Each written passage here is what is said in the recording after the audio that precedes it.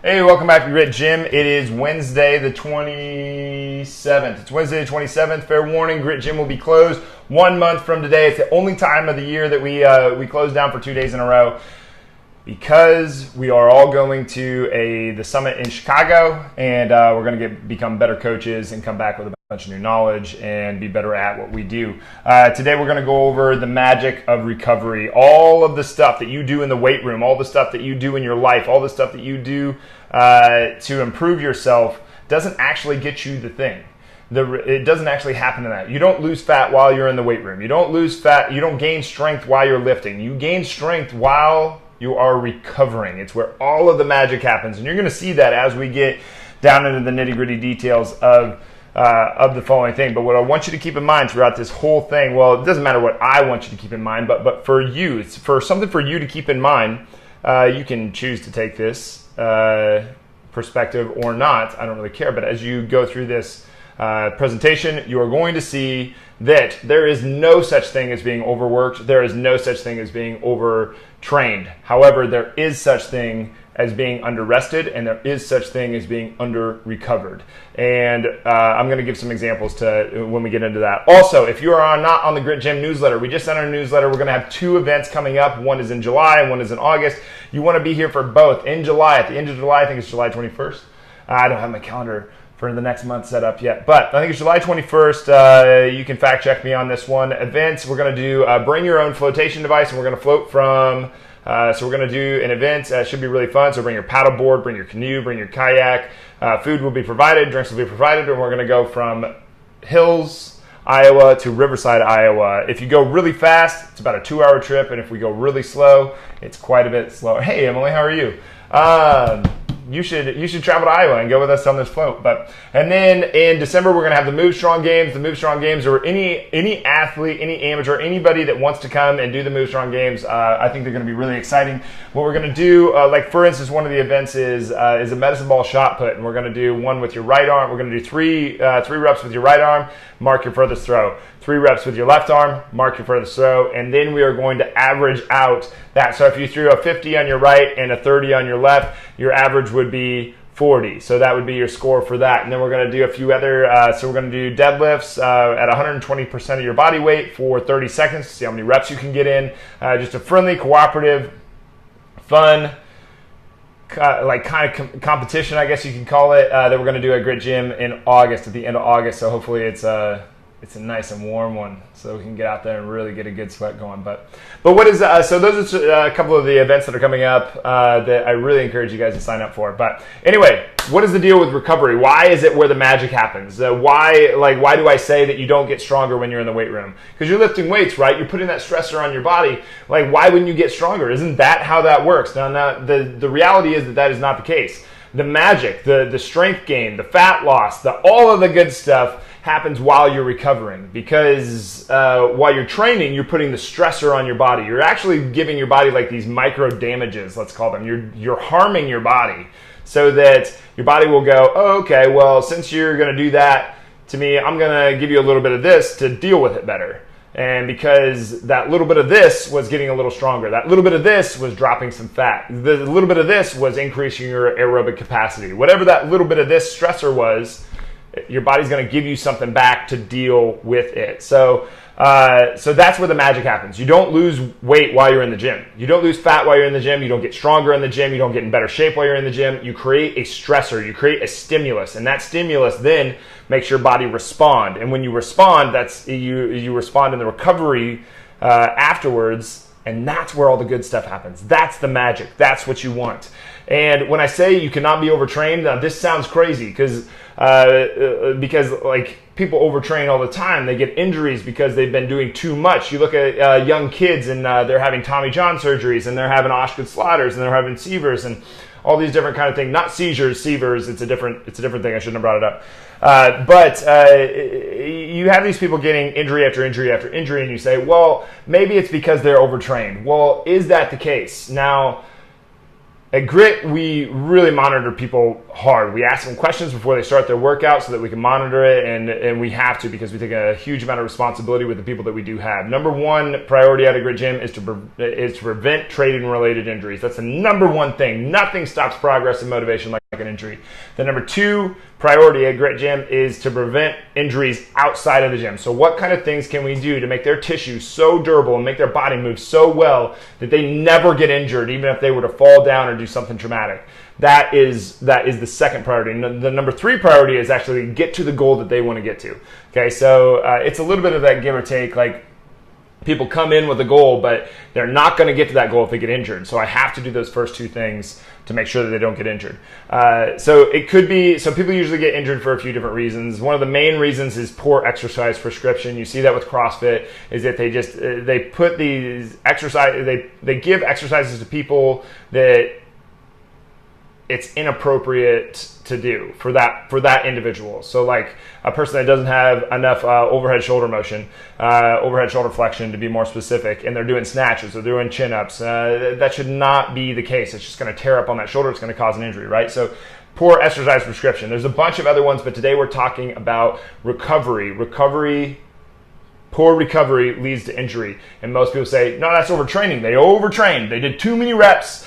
And I'm going to make a case for why that is not actually accurate. What they did is that they under-recovered. And one of the reasons, probably the most dramatic example that I can give of this is the Bulgarian method. The Bulgarian method was, so basically, they took these power lifters and they said, okay, they took these athletes, let's say. They took these athletes and they said, okay, you're going to wake up at 5 a.m., you're going to eat, you're going to train, and then you're going to eat again, then you're going to go to bed at 8. And then they woke them up again at noon and they said, okay, you're going to eat, you're going to train, you're going to eat again, you're going to go to bed at, I think, at like 2 o'clock, let's say 2-3 hours later. And then they did it again. They woke up at 5 and then they ate and then they trained, they ate again, they went to sleep, and then they were required to go to bed at 9 p.m. and then they woke up again at 5 a.m. And now most people would say, like, that looks extremely like overtraining. You just trained 3 times a day really hard. Okay, now the crazy thing was that this process worked so well that most top tier athletes are still using it today. They did not have injuries. They still did very, very well. Now I realize not everybody that watches this video podcast is going to be a top tier athlete, and that's totally fine. Your body is still operating on somewhat similar to these top tier athletes. You still need to recover, you still need to train, you still need to get stronger. Now most coaches would say that's overtraining. However, the athletes responded so well from it that it was undeniable. They did not get injured from overtraining. So what was going on there?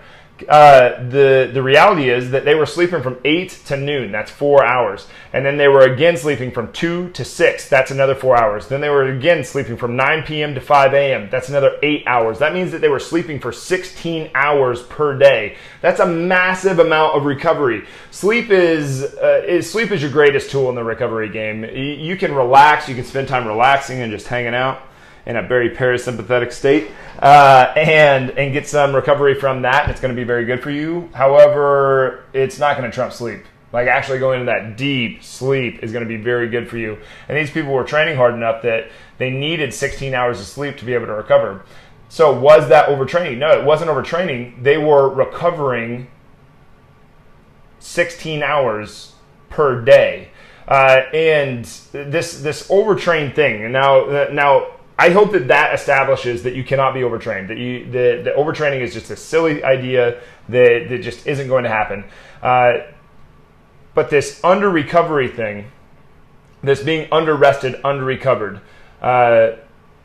we have to look at the danger of that scenario, because that we can get into a dangerous space there real quick. If we look at all of our diseases, we look at diabetes, that's a worn out pancreas. We look at cancer. The new theory on cancer is not that cancer just all of a sudden manifests in your body, manifests is the wrong word, but all of a sudden happens in your body, but that the theory around cancer is that you constantly have different cancer cells popping up, and your body is just kind of taking over these rogue cells and dealing with them the same way that it would with an illness. That your body's constantly being introduced to illnesses, and your body is fighting it off with your immune system very successfully. It's when you start losing the battle that you have to sleep in bed with a and puke and stuff like that. So, but all of our inflammatory things are like if you look at almost all of our diseases are based on inflammation. And if you look at inflammation, really, inflammation is a portion of the recovery process. So like a dramatic example is that you twist your ankle and the ankle swells, right? Well, what's happening there is a very good thing. We think of it as bad, but it's not. It's the blood flow is coming there to heal all of that stuff. So we want that inflammation to happen. The body is very, very smart. Millions and billions of years of evolution have done a very good job for any living creature. So we have to look at inflammation as a tool. It's a tool of the recovery of the body's recovery process. So if our joints are inflamed, if we look like swollen in our face, and we just kind of feel like crap, you can look at your gums. If your gums are very inflamed, that means your body is screaming for recovery because it's using inflammation to try to drive fluid to these tissues to help them recover faster. So you got to listen to that. So that means that you are under recovered, you're under rested, and you are under relaxed. You have to take more time to sleep. The amount of work that you do has to be reflected in the amount of sleep that you do. Part of the reason that I talk a lot about this on the show is because I think I do I've done a terrible job of this in the past. I've gotten better and better as it goes along, but it's something that all of us need more of. It has to be reflected both ways. But the inflammation thing is a very good indicator. Inflammation is a very good thing. It's a tool of the body's recovery process. And if you feel a lot of inflammation in your body, that is your body screaming for rest, screaming for sleep.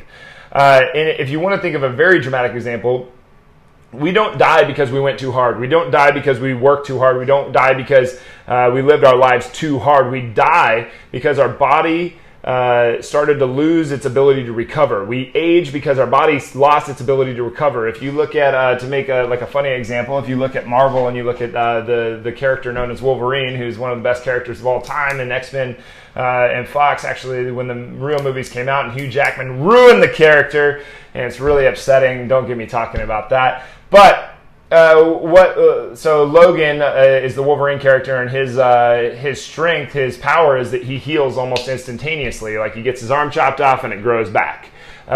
So he lived to an extremely long age. Now he could go as hard as he wanted to. He could do anything. He'd chop his leg off, he'd grow back. He just healed almost instantly. So that gave him the ability to live for an extremely long period of time. This is an example of, I realize this is a fictional thing put into a reality thing, but anyway, I'm using it as an example. This is an example of you don't die because Hugh Jackman was great. That is inaccurate. That is inaccurate, Bo Smith. Hugh Jackman sucked. He cried in the first two movies. And in the third one, he had to tell everybody that he was the best at what he did. Or in the first of his own movie. I really despised all that. The cartoon was great. Comic books were great. One of the greatest characters of all time. Ruined by the movies. But you're on a bad end here because I have the mic. We'll have to have you on sometime. We can talk comic books. But anyway, so you have this stress. So Logan, Wolverine, Hugh Jackman in those movies, he could deal with stress very, very well, and he could recover almost instantaneously, making him be able to live for a very long period of time. We don't die because we went too hard. We die because we lost the ability to recover. We age because we lose the ability to recover. Now, we've been talking about stress a little bit. Stress can be, well, let me back up a little bit. Is all stress created equal? I think this is a question that is good to ask to make this more clear, because I've gotten a lot of questions about this since we did the video podcast about the body not differentiating between stress. And I'll get into that here in a second, but is all stress created equal? Well, no, it's not. Some stress is really stupid, and some stress is designed. It's engineered. Like when we go into the weight room, we know that we are imposing a stress upon the body. We want that. We want to impose a stress upon the body. And when we do that, these good things come out of it when we go to recover, right? Got itchy nose. Someone must be thinking about me. Or I need to stop doing so much coke. Just kidding.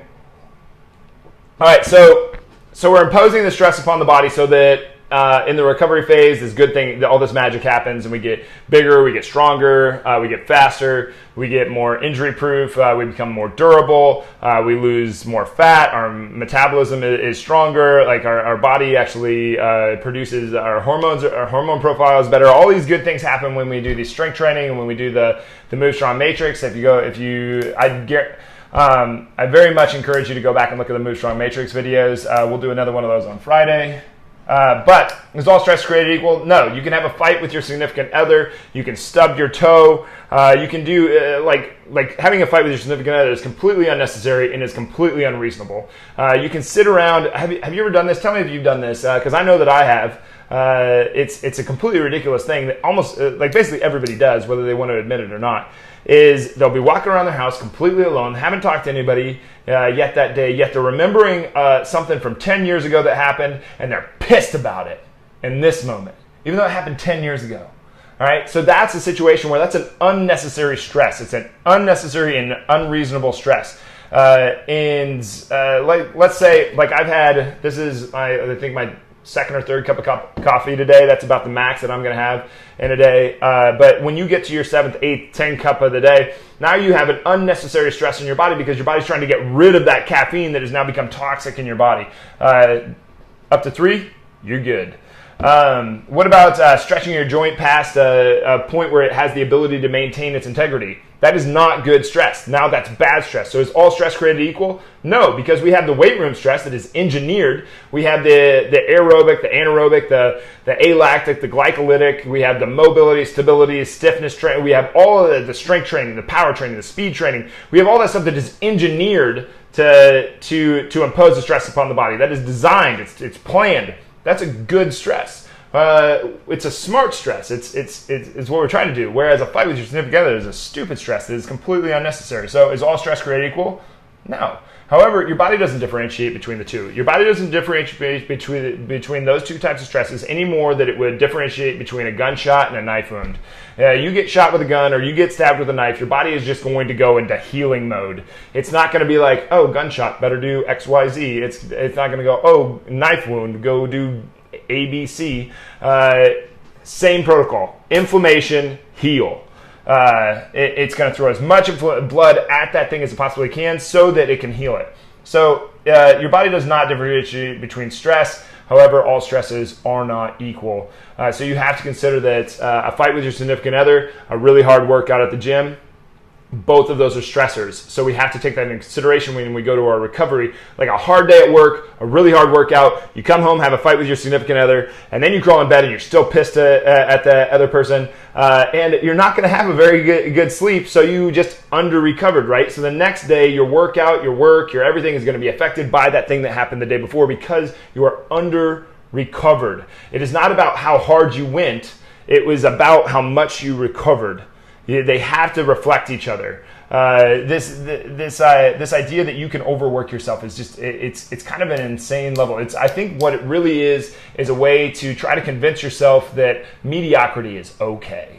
That it is okay to consider yourself less than your absolute gut-wrenching best. I think that that's really what the status quo is trying to convince you of. And it's garbage. It's not real. That's what everybody around you, all those mediocre people around you that you probably don't need to be hanging out with, that's what they want you to believe. And it's a garbage belief pattern. But if we go back to athletes and what we can learn from them, because all of our information in strength and conditioning really comes from athletes and it boils down to the general population. And then it takes people in the general population that are smart enough to apply what these people are doing to what the general population needs to be doing.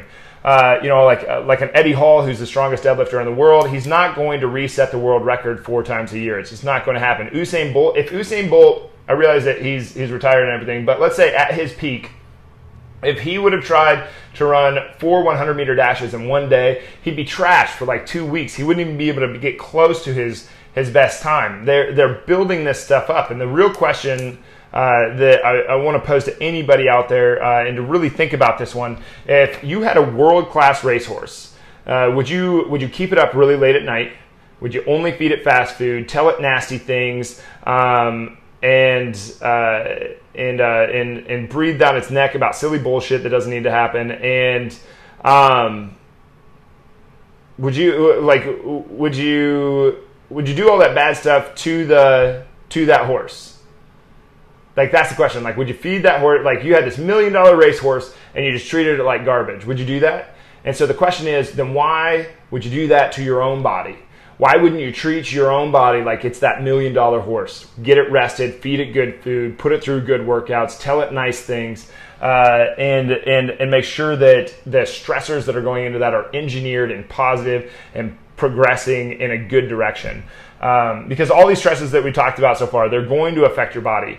And if you're giving them all the ones that are unreasonable and unnecessary, it's going to be a lack of reward. If you're giving it the recovery that it needs with the engineered stress that you want, then you're going to reap all of those rewards. Anyway, that's the presentation that I have for today. You cannot, I do not, like none of the research, nothing would show that you can overwork. You can only under-recover. And I didn't really mean to mention the part about the mediocrity, but I think that might be a thing. I really do. I think that might be a thing, is that I think that might be something to question in your own mind. I think any of the stuff that I mentioned on the show, some of the stuff is like very much like, this is just kind of the way it is. This is what we know about it now. I don't know what to tell you. And some of the stuff, and a lot of the stuff is, these are perspectives to question and to roll over in your own mind and marinate upon. So I hope you guys got something out of that. Please comment, like, share below. I would love to hear what you have to say. Keep in mind, next month we have the Move Strong, or in August we have the Move Strong Games. Really excited about that. And we have the float where we're going to go down the river. All sponsored athletes get in for free. And it's going to be a really good time. Anyway, thanks for being here, guys. See you soon.